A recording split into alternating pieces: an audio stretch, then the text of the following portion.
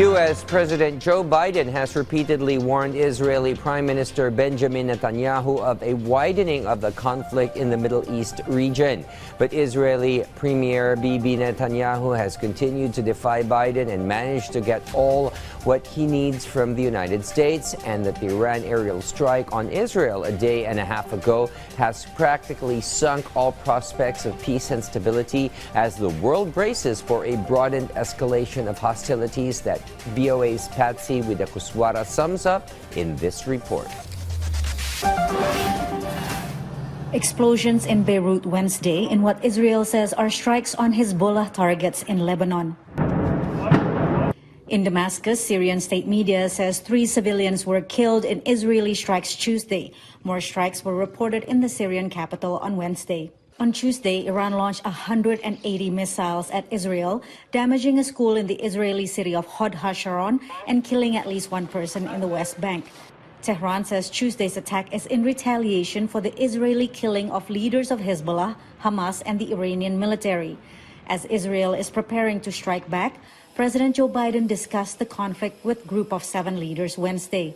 We'll be discussing with the Israelis what they're going to do, but all 7 of us agree that they have a right to respond, but they should respond in proportion. Biden said he does not support Israel attacking Iran's nuclear site. The U.S. president has long warned Israel not to allow its war with Hamas in Gaza to spread to Iran's other proxy, Hezbollah, in Lebanon, and ultimately to Iran itself. Israel this week launched ground incursions into Lebanon. It has threatened strikes on Iran and other countries where Tehran's proxies are located. This is true for Judea and Samaria. It is true for Gaza, Lebanon, Yemen, Syria, and it is also true for Iran. We fight the axis of evil everywhere. Washington fears further escalation could drag the United States directly into war should Iran retaliate back against Israel, especially if American interests are hit. And that would mean attacking oil-producing facilities in Saudi Arabia, for example. That could mean empowering pro-Iranian groups in Iraq and Syria to attack American forces. And yes, it could provide an avenue, a pathway for the United States to get into this war. The U.S. is already involved in intercepting Iranian missiles targeting Israel. Whether Biden will use offensive capabilities to strike Iran directly is unclear.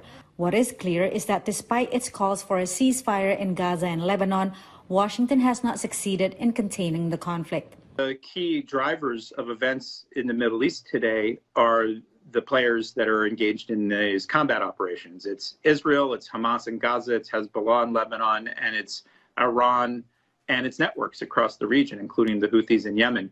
The U.S. has been operating to a large extent as a bystander and trying to constrain the worst outcomes and prevent the worst outcomes. Iran Supreme Leader Ali Khamenei blames U.S. and European countries for the wars in the Middle East. If they rid the region of their presence, no doubt these conflicts, wars, and clashes will completely go away. The White House has not responded to requests for comments on Khamenei's remarks, but said Tehran will be slapped with more sanctions. Patsy Widakuswara, VOA News, Washington.